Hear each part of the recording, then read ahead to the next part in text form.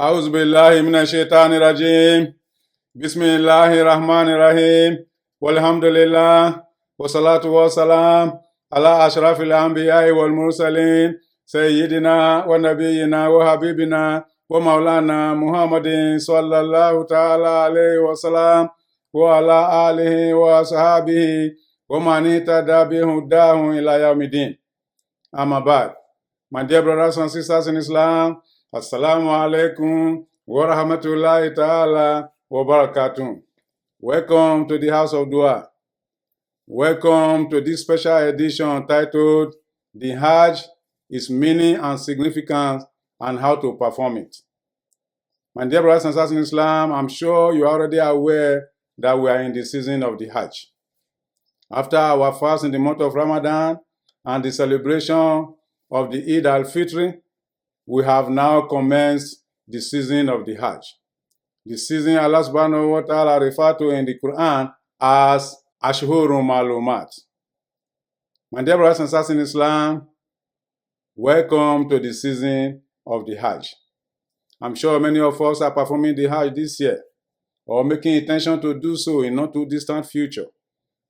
Therefore, it's my intention to do this presentation as a contribution to helping those who want to perform the Hajj this year or in subsequent future. My dear brothers and sisters in Islam, Hajj is the fifth pillar of Islam. I'm sure you are aware of that. Allah subhanahu wa ta'ala sent down several revelations in the Quran, ayats, signs, proofs, evidences, sent them down upon the Holy Prophet Muhammad, and by implication to all of us, directing us on how to accomplish the task of Hajj. These verses are so important. They are distributed across several surahs of the Quran, including but not limited to Surah Al-Baqarah, Surah Al-Imran, Surah Al-Ma'idah, Surah At-Tawbah, Surah Al-Hajj.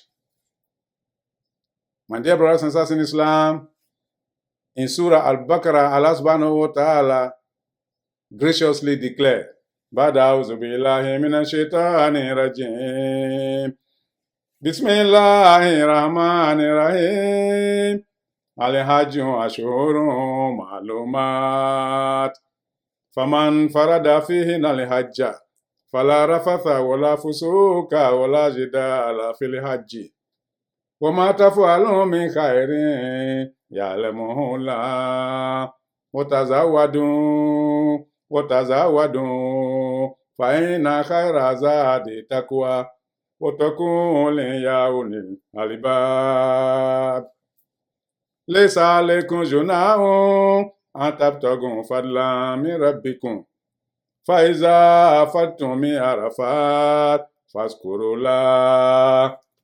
فاذكروا الله عند المشعر الحرام واذكروه كما هداكم وإن كنتم من قبله لمن الضالين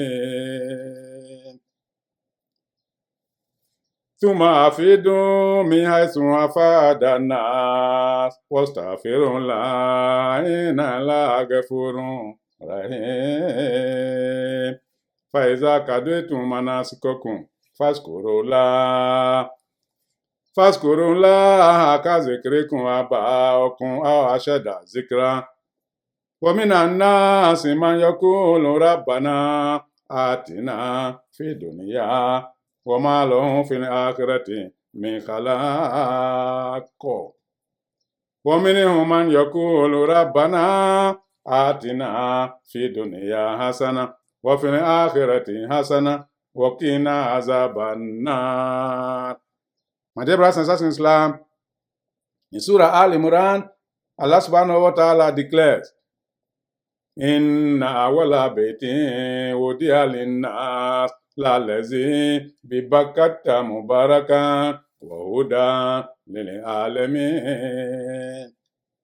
Fihi ayatun bayinatun Makamu Ibrahim ومن دخله كان آمنا ولله على الناس حج البيت من استطاع إليه سبيلا ومن كفر فإن الله غني عن العالمين. In Surah Al-Ma'idah, Allah subhanahu wa ta'ala declares, Ya ayyuhallazina amanu la tuhilu sha'irallah wala shahral haram wala al-hadiya wala al-kalaid wala amin al-bayt al-haram yabtaguna fadlan min rabbihim wa ridwana wa iza halantum fastadu wala yajrimannakum shan'anu qaumin an swadukum anil masjidil haram an tatadun wa ta'awanu alal birri wat taqwa wa la ta'awanu alal ithmi wal udwan wattaqullah inna Allaha shadidul iqab. In Surah At-Tawbah, Allah subhanahu wa ta'ala declares, Ya ayyuhallazina amanu innamal mushrikuna najasun fala yaqrabul masjidal haram ba'da amihim hadha wa in khiftum ailatan fasawfa yughnikumullahu min fadlihi in sha'a inna Allaha alimun hakim.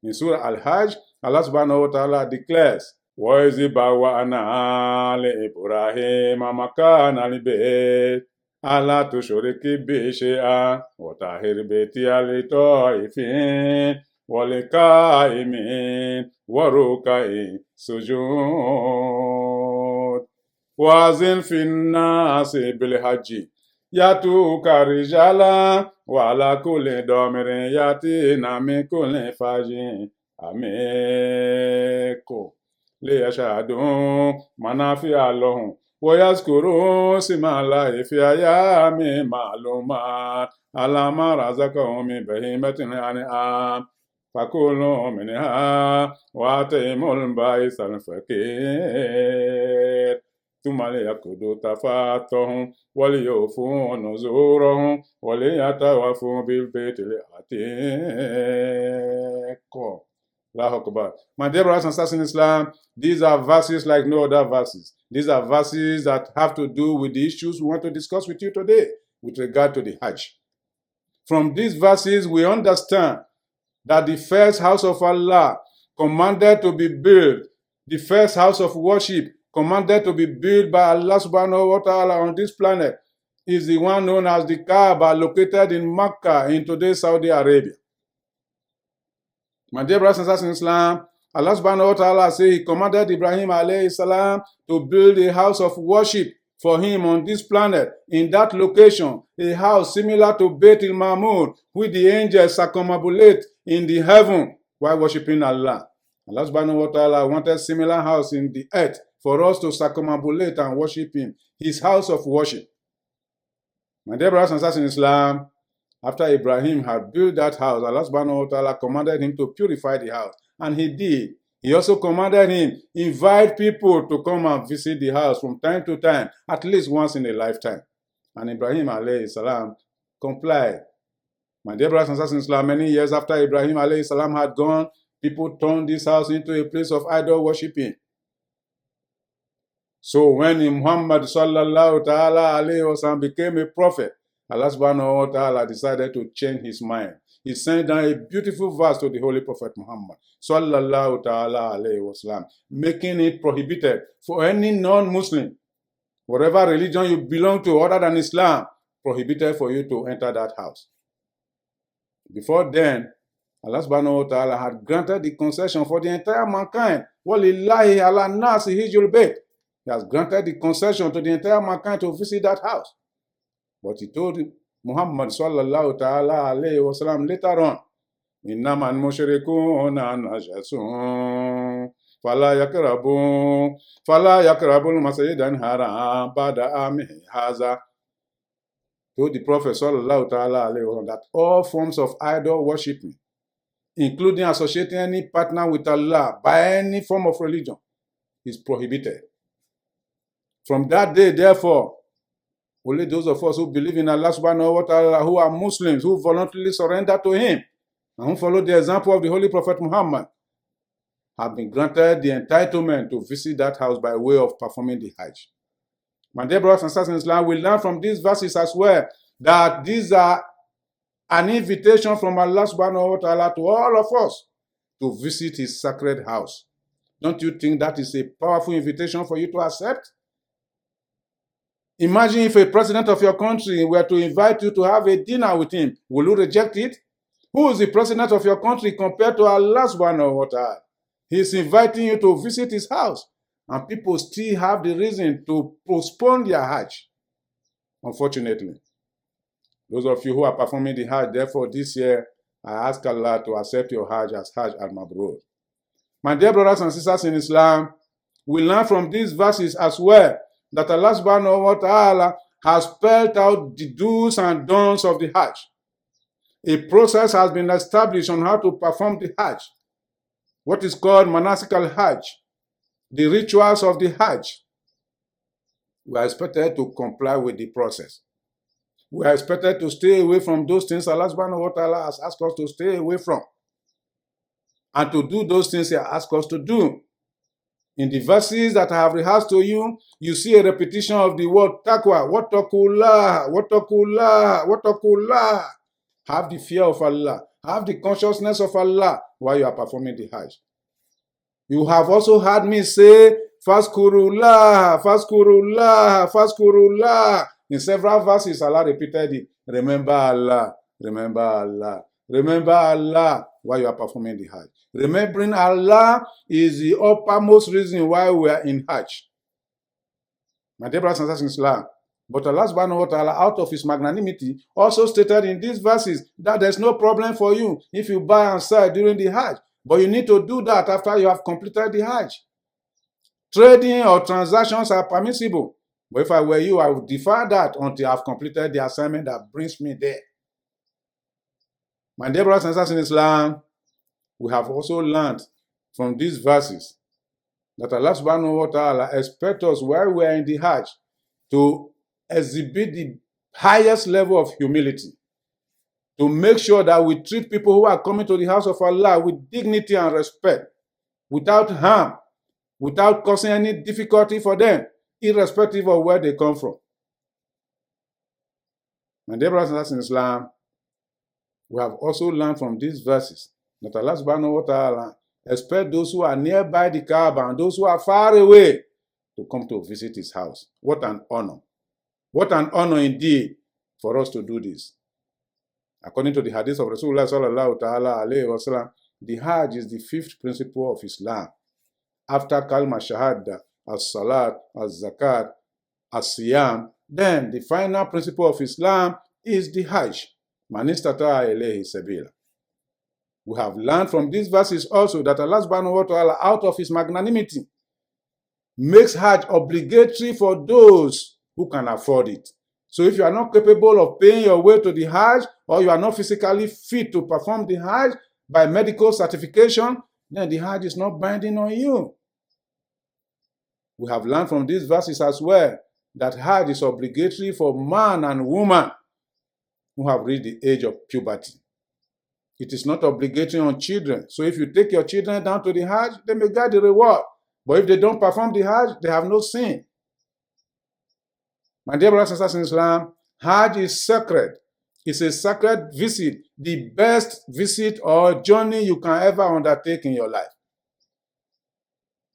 Many people take joy in going on vacation to spend thousands of dollars to visit mountains, to visit animals, to visit rivers and valleys, to visit prominent hotels. What do they come out of it with? Nothing, except that temporary joy. But when you go on Hajj, you not only receive the joy, but you also build your akhirah. You also get opportunity to get to Jannah. Allah subhanahu wa ta'ala says we should come to perform the Hajj.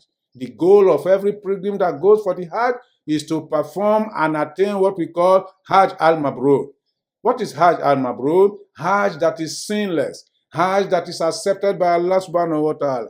Hajj that is performed according to the Sunnah of Rasulullah sallallahu ta'ala alayhi wa sallam. That's Hajj al-Mabrur. And Allah subhanahu wa ta'ala says through the beautiful mouth of Rasulullah sallallahu ta'ala alayhi wa sallam in the hadith narrated by Abu Hurairah and all the other narrators that whoever is lucky to perform Hajj al-Mabrur, that person will have all his previous sins forgiven. Just like somebody who fasted the entire month of Ramadan, sincerely worked the Sahabat, with great expectation that Allah subhanahu wa ta'ala will reward him or her. Just like somebody who stood overnight during the night of Al-Qadr, Imana worked the Sahabat, believing in Allah and hoping that Allah will reward him, doing it sincerely. If you do your Hajj sincerely as well, Allah says all your previous sins will be forgiven. Just like somebody who is coming into Islam for the first time. In an Islam, yajubu makabla. Islam demolish all previous sinfulness. So if you come into Islam for the first time, all your previous sins are forgiven. The Hajj is an opportunity, my dear brothers and sisters in Islam, for you to get all your previous sins forgiven, so that you become a right candidate for Jannah. My dear brothers and sisters in Islam, those of you who have made the intention to perform the Hajj this year, I just want to spend the remaining few minutes to discuss the process of Hajj.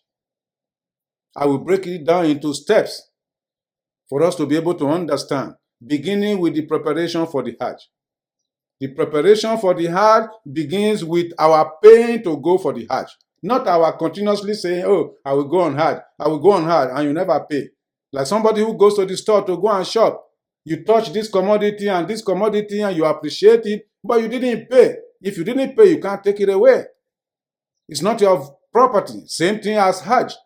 Until you have paid the Hajj fare to take you to Hajj and back, you cannot claim that you have begun the journey to the Hajj. So, my advice, therefore, is that those of you who intend to perform this Hajj this year, don't delay. Go ahead and pay the Hajj fare as demanded by the authority in your country, so that you qualify to perform the Hajj. Thereafter, the next step is to undergo all the legal requirements for today's travel. You know, in the complicated world that we live today, we need a passport, we need a visa, we need immunization to be able to visit another person's country. So it is for the Hajj. Therefore, as soon as you have accomplished paying the Hajj fare, then go ahead and make arrangement for all this. After all this had been done, you are ready to perform the Hajj. You are ready to perform the Hajj. One of the most important thing you need to get ready in order to perform the Hajj is your ihram, a piece of dress you are going to wear as a man. There are two pieces of dress. One you wrap over your waist, and the other you throw over your left shoulder, leaving your right shoulder bare. They will tell you how to wear this when you get to the Hajj. My dear brothers and sisters in Islam, as for our female sisters, they can wear anything, something that is decent, provided all their Hawra are properly covered. So there's no specific ihram for the sisters. Allah subhanahu wa ta'ala says, when you want to go for the Hajj, what else? Make provision. Making provision means being able to pay for your way to go to Hajj and back, and also leaving something behind for your family members, wife and children. You cannot go to Hajj and leave your family hungry. My dear brothers and sisters in Islam, it's also important for us to emphasize that the money with which you are going to perform the Hajj must be from legitimate and pure source. You cannot use wrong to attain right in Islam. You cannot use filthy wealth to go and perform Hajj, thinking that you are pleasing Allah subhanahu wa ta'ala. So, once your preparation is ready, then it's time to begin the journey, the start of the Hajj. Now you want to become a pilgrim. The first thing to do is for you to, identify the location where you will put on your ihram. Alhamdulillah, nowadays there are agencies of government or individuals or those that are run by organizations who help people to go for the Hajj. They have specialties in this area. If I were you, I will link up with them and make sure that I obey their advice, except that advice is contrary to what is right. Especially those of you who are first-timers to the Hajj, it's important for you to listen to every bit of instruction that is given to you. Those who are taking you out for the Hajj, they know the station where you are going to put on the ihram. That station is known as Al-Miqat. There are several Miqats. Depending on the direction you are coming from, you will be able to know where to put on your ihram. My dear brothers and sisters in Islam, as soon as you get to the Miqat station where you are going to begin the Hajj process, it's important for you to know what kind of Hajj you want to perform. There are 3 types of Hajj: Hajj al-Qiran, Hajj al-Tamattu'i, and Hajj al-Ifrad. Hajj al-Ifrad is the Hajj in which you make intention to perform the Hajj only. It's highly recommended for those who live around the Kaaba in Arabia. Hajj al-Qiran is the Hajj in which you combine both Hajj and Umrah, but in addition, you bring the animal from your country to slaughter during the Hajj. Hajj al-Tamattu'i is the Hajj in which you combine the Umrah and the Hajj without bringing an animal for your country. Instead, you buy an animal while you are at Mina when it is time for you to buy an animal and slaughter. That is what we call Hajj al-Tamattu'i. Most people from Africa and outside Saudi Arabia, they perform Hajj al-Tamattu'i, especially those who are first-timers. My dear brothers and sisters in Islam, when it is now time for you to put on your ihram to begin the Hajj process, what you need to do first is to take a beautiful shower. Thereafter, you put on your ihram with intention. Before you put on the ihram, you make niyyah, intention. Innamal a'malu binniyat wa innamal likulli imri'in ma nawa. Action shall be judged according to intention behind it. That is the hadith narrated by Umar ibn Khattab radiyallahu anhu. The Prophet says all actions are judged by intention behind it. Every act of ibadah must be backed up by intention. Niyyah. That intention, if you are performing Hajj al-Tamattu'i, is labbaika umrah bil Hajj. If it's for Hajj al-Ifrad alone, labbaika bil Hajj. Or if it is for Hajj al-Qiran, which is required to combine Umrah and Hajj, you will also say labbaika umrah bil Hajj. My dear brothers and sisters in Islam, this is a very short statement. As soon as you have put on your ihram, therefore, the next thing is to do 2 rak'ahs. You are now consecrated. You are now sacred. You are now ready for the Hajj. You are now a pilgrim, ready to visit the house of Allah. Then you begin the recitation of the Talbiyah. Allahu Akbar Kabir. Labbaik Allahumma labbaik. Labbaik la sharika laka labbaik. Innal hamda wa ni'mata laka wal mulk la sharika lak. What does it mean? Here I am, your Lord. I am your slave. Here I am at your service. There's no partner with you. Every goodness comes from you and is for you. Here I am at your service. Allahu Akbar Kabir. You continue to recite this talbiyah. This is what we call a declaration of your acceptance of the invitation from Allah. You continue to recite this talbiyah, either internally inside you or externally by voicing it out. You recite it until you enter the Kaaba. My dear brothers and sisters in Islam, before we enter the Kaaba, I want to observe one thing. Depending on what process you are adopting, there are people who go to the city of Medina first. There are 2 cities that you must necessarily visit when you perform the Hajj. The city of Medina, where you do ziyarah, and the city of Mecca, where you perform the Hajj. Let me make it clear that visiting Medina and all the landmarks of Islam that are there is not part of the Hajj. So if for any reason you are not able to visit Medina, don't think that your Hajj is void. No, it's not void. But it's highly recommended that you try and visit the city of Medina, where you will see the landmarks of Islam, including but not limited to the gravesite of the Holy Prophet Muhammad sallallahu ta'ala alayhi wa sallam. My dear brothers and sisters in Islam, whether you are going to Medina first or you are going to Mecca first, I want to start by focusing on going to Mecca first with the intention to perform Hajj al-Tamattu'i, because that is the most popular Hajj that people perform nowadays, especially those who are going for the first time. A combined Hajj with Umrah, in which you are not required to bring animal from your home country to slaughter in the Hajj. If you are performing Hajj al-Tamattu'i, therefore, you have now put on your ihram, you are reciting the talbiyah. Then as soon as you arrive in Mecca, you go to your place of residence to drop your baggage or any other luggage you are carrying along with you. But do not undress. Do not engage in any transaction. As soon as you drop them in the hotel or wherever you are, go straight to the Haram or the Masjid Haram.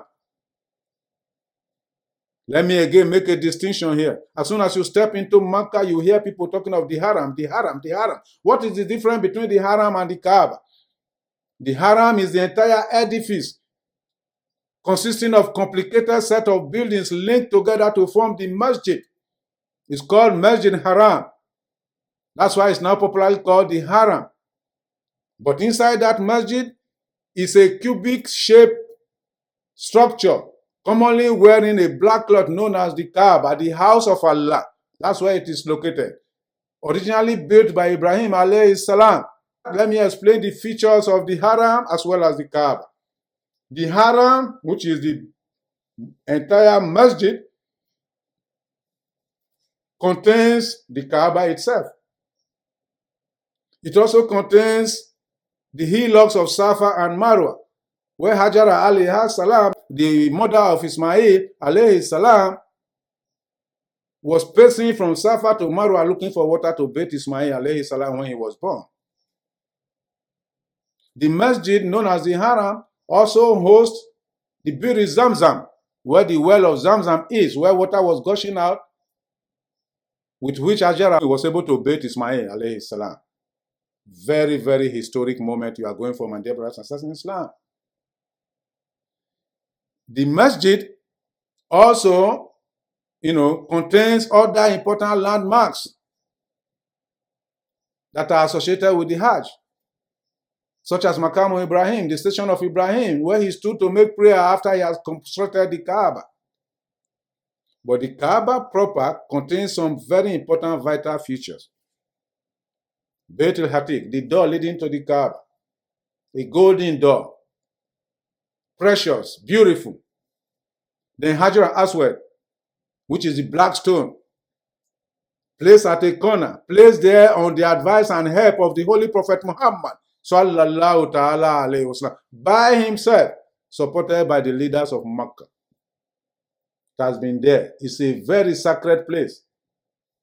Then there is the Rukunu Yaman, which is the corner of the Kaaba before the Hajar al-Aswad. My dear brothers and sisters in Islam, once you are into the Kaaba, what you are expected to do is to do tawaf around the Kaaba 7 times. That is what we call tawaf. There are 3 types of tawaf.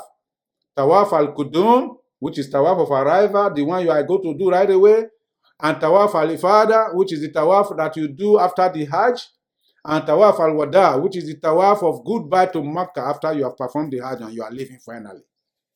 My dear brothers and sisters in Islam, once you arrive in the Kaaba, the first thing to do is to do tawaf around the Kaaba 7 times. It is the sunnah of the Prophet to do the first 3 circumambulation around the Kaaba in a fast-paced manner. Thereafter, the last 4 circuits, you can do them at slow pace. Now, while you are doing the tawaf, you will hear a lot of people reciting all kinds of dua. There is no prescribed dua in that location. You can recite any dua you like. The preferred one I will recommend for you is the one the Prophet was always reciting. Rabbana atina fid dunya hasana wa fil akhirati hasana wa qina azabana, which you can recite between Rukun Yaman and Hajar al-Aswad. Your leaders who are conducting this for you may show them to you. My dear brothers and sisters in Islam, any other dua that you know, you can recite, or do zikr, or recite verses of the Quran that you are familiar with. Don't let anybody tell you that there's a specific dua that you need to pay for. No, there's no specific dua recommended for tawaf. After you have completed the 7 circumambulation around the Kaaba in an anti-clockwise manner, then it's time for you to go and do 2 rak'ah at the station of Ibrahim. Allah subhanahu wa ta'ala says, وَاتَّخِذُوا مِن مَّقَامِ إِبْرَاهِيمَ مُصَلًّى. Take the station of Ibrahim as a place of worship. 2 rak'ahs, and then you supplicate to Allah. If you are able, it's also recommended that you kiss the black stone, the Hajar al-Aswad. The Prophet used to do so in those days, but nowadays that place is very crowded and dangerous. I don't recommend for you to go and struggle to kiss it. Instead, stay far away from it and point towards it with intention. Your action is as perfect as that of somebody who kissed the black stone. My dear brothers and sisters in Islam, it's important for us to stress this because at that location, a lot of people lose their teeth. Or some people even die or get fainted. We don't want casualties when we are performing the Hajj. Once you have performed this circumambulation around the Kaaba, you have performed your salat at the station of Ibrahim, you have been able to kiss the black stone if you are able, then the next thing is for you to move straight to Safa and Marwa and begin pacing from Safa to Marwa and back to Safa 7 times, as was done by Hajar alayhi salam. Once you have completed the Tawaf and the Sa'i, that is the pacing between Safa and Marwa, you should be thirsty by now. Now it's time for you to look for the water of Zamzam. There are several containers around the Kaaba containing the water of Zamzam. Go there and quench your thirst.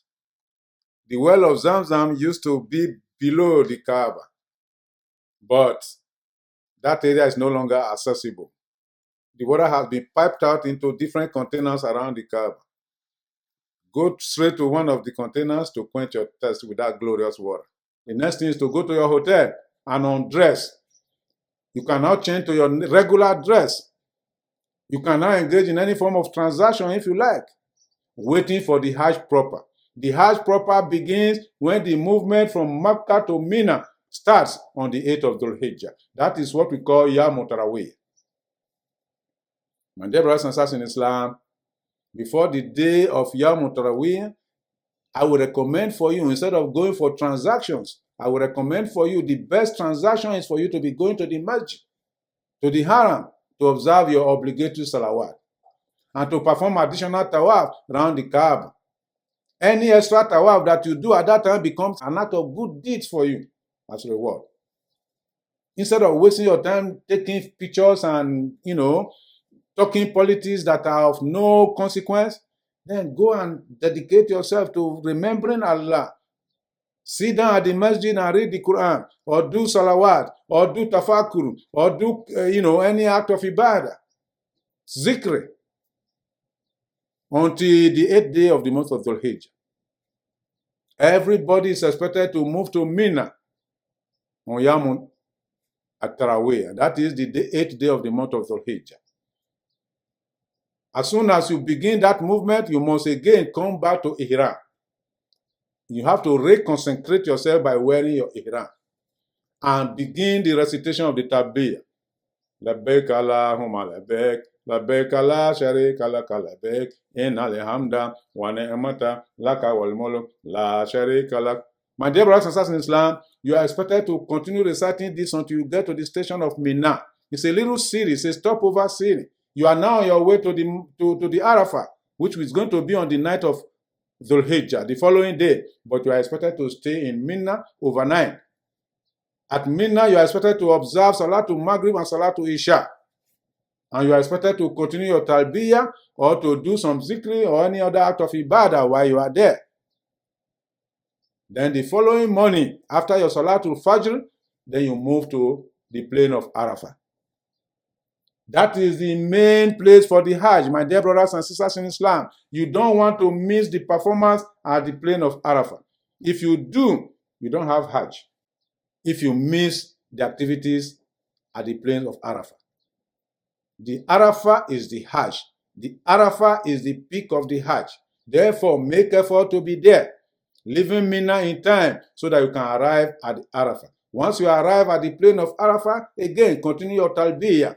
Labbaik Allahumma labbaik, labbaik la sharika laka labbaik, innal hamda wa ni'mata laka wal mulk la sharika lak. And then find a place to sit down and do reading of the Quran if you like, or do zikri if you like, or do tafakkur if you like, or even give out sadaqah, help those who are in need if you like. These are the acts of ibadah that will give you reward, my dear brothers and sisters in Islam. And wait until it's time for zawal. Once it is zawal, they will call adhan for Salatul Dhuhr.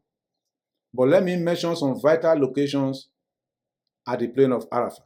There is the Mount Ar-Rahmah, which is the Mount of Mercy. At the valley of that mountain, the Prophet stood there to make his final dua and admonition in his final and only Hajj. That place is very important. That's why many people want to go there. Nowadays, many people want to climb the mountain. The Prophet never climbed the mountain in his time. So don't bother yourself about all that. They are too rigorous for you. Be conscious of your health while you are in the Hajj. My dear brothers and sisters in Islam, if you are able to get near the mountain, alhamdulillah. Otherwise, if you are able to participate at Namira, where the masjid is, it's also good for you. Your leaders will show you all these places.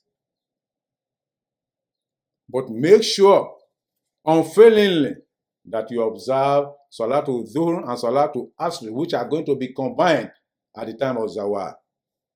Salatul Dhuhr and Salatul Asr will be combined, one Adhan and two Iqam. The leaders among you will also advise you. Make sure you observe this prayer, otherwise you have no Hajj. As soon as this Salat is completed, then you stay a little bit and begin your preparation to move from Arafah down to the city of Muzdalifah. You stop over again. Allah subhanahu wa ta'ala says, فَإِذَا أَفَضْتُم مِّنْ عَرَفَاتٍ فَاذْكُرُوا اللَّهَ. Once you have completed your assignment at Arafah, then continue your talbiyah, continue your zikr, continue your glorification of Allah. Once you have completed your assignment at Arafah, then your glorification now changes into Allahu Akbar, Allahu Akbar, Allahu Akbar, La ilaha illallah, Allahu Akbar, Wallahu Akbar, Walillahil hamd, Allahu Akbar, Allahu Akbar, Allahu Akbar, La ilaha illallah, Allahu Akbar, Wallahu Akbar, Walillahil hamd. You begin to recite this.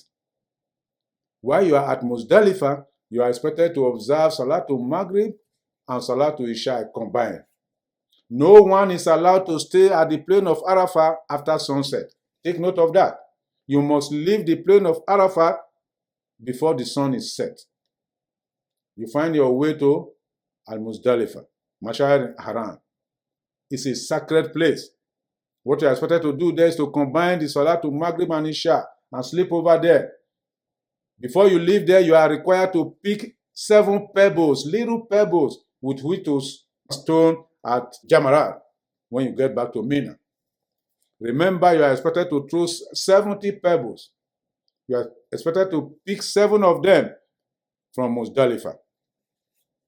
Then, when you get to Mina, you pick the remaining ones. My dear brothers and sisters in Islam, on arrival in Mina, there are activities you are expected to do.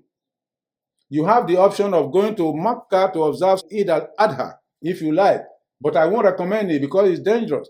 A lot of people want to go there at the same time, so there's a high congestion. You might get injured, you might be lost. Therefore, don't worry about that. If you don't observe the Eid, it does not void your Hajj. What you are expected to do at Mina, on arrival there, is to go and stone Jamarat Akbar, that is the big Jamarat, by throwing your 7 pebbles, and then you come back. When you come back, you go and, do your slaughtering. After your slaughtering of an animal, then you come out and shave your head. These are the 3 most important things to be done on arrival back to Mina. Thereafter, you continue your glorification of Allah. Allahu Akbar, Allahu Akbar, Allahu Akbar, La ilaha illallah, Allahu Akbar, Allahu Akbar, Walillahil hamd. Again, if you are able to slaughter the animal by yourself, that is the best. But if you are not able to do so, you can do it by proxy, by giving money to some people who are in charge to help you purchase an animal and slaughter him for you. Again, based on your intention. The meat from the animal is permitted for you to eat. Take as much as you can. Then the rest will be led to be distributed to the poor across the world. What a beautiful religion. My dear brothers and sisters in Islam, this is the Hajj. Thereafter, we are expected to remain at Mina for the next 3 days, known as Ayyam Tashriq, the 11th, the 12th, and the 13th of the month of Dhul Hijjah. My dear brothers and sisters in Islam, what are you supposed to do in these days? Every day you go to stone at the Jamarat. Throw 7 pebbles at the first Jamarat, Jamratul Akbar, then you throw the next 7 pebbles at Jamratul Wusta, and then you throw the other 7 pebbles to the smallest Jamrat. So making 21 pebbles every day. But Allah is so merciful. We are required to stay there for 3 days. Out of His mercy, He says, whoever is in a hurry or have some condition that is making him to leave so early, 2 days are enough for you. My dear brothers and sisters in Islam, once you have accomplished all these tasks, your Hajj is over. Your Hajj is over. So, in addition to your throwing the pebbles, you are free to go back to Makkah to do Tawaf al-Ifada before the Hajj is over. Once the entire process has been completed, the Hajj is now done. It's time for you to start preparing to go back home. This is the time I would recommend for you to do some shopping. After this shopping, then you are going to do Tawaf al-Wada before you leave Makkah finally. If you are the one who has not visited Medina for Ziyarah, then you can proceed to Medina. But if you have already visited Medina for Ziyarah, then having completed your Hajj now, your assignment is up. It's time to return back to your country. Unfortunately, many people want to hang around doing all kinds of things and constituting nuisance for the home country. It's not allowed. You have gone there to purify yourself. Why will you engage yourself again in any form of sinfulness? My dear brothers and sisters in Islam, this is the Hajj proper. If we leave out anything, it's just a matter of details. But let me remind you that your intention is very important in everything that you do. Therefore, be conscious of Allah all the time. Allah subhanahu wa ta'ala continuously repeated, Wattakullah, Faskurullah, Wattakullah, Faskurullah. Remember, the Hajj is an opportunity for you to get close to Allah. Do not allow anything to take you away from that goal. It's only when you do that, according to the Sunnah of Rasulullah sallallahu ta'ala alayhi wa sallam, to the best of your ability, that your Hajj can be classified as Hajj al-Mabrur. That is when you can definitely tell yourself, Alhamdulillah, walhamdulillah, may Allah accept my Hajj and make me a candidate for Jannah, forgive all my sins. And that dua will be answered. And dear brothers and sisters in Islam, those of you who are performing the Hajj this year, therefore I congratulate you and I ask you to be very conscious of what you are doing. I want to mention things that have nothing to do with the Hajj, but they are so important. Number one, your safety. Your safety is so important. Avoid dangerous locations. Avoid where it's too crowded. Make sure you take your safety first. Your family is waiting back home for you. They want you to come back alive. Also pay attention to your possessions. The fact that it's the Kaaba doesn't mean that everybody there is pure. There are some pilferers there. There are thieves. There are bad people all over the world. That place has no exception. Therefore, be careful with your money, your wealth. Once you are dispossessed, you are in a great difficulty. Number three, be conscious of your health, what you eat and drink, so that you have sustainable health while you are in Hajj, so that you'll be able to do it and perform it before you come home. My dear brothers and sisters in Islam, I hope I have said something that will be of benefit to those of you who are performing Hajj this year. I hope I have said something that will be of benefit or reminder to those who have performed the Hajj before and those who may be performing the Hajj in subsequent years. My dear brothers and sisters in Islam, whatever mistake we may have made in this presentation, may Allah forgive us. If we have done it right, may Allah give us the best reward and make us candidates for Jannah, inshallah. My dear brothers and sisters in Islam, I ask you to do whatever you are called upon to do in the name of Allah. Do it to the best of your ability. You may never have another opportunity again. For this Hajj, therefore, those of you who are going for the Hajj, make sure you perform the Hajj in the best manner, because this may be your last Hajj. ربنا تقبل منا إنك أنت السميع العليم وتب علينا يا مولانا إنك أنت الغفور الكريم ربنا آتنا في الدنيا حسنة وفي الآخرة حسنة وقنا عذاب النار سبحان الله وبحمده سبحانك اللهم وبحمدك نشهد أن لا إله إلا أنت نستغفرك ونتوب إليك الحمد لله.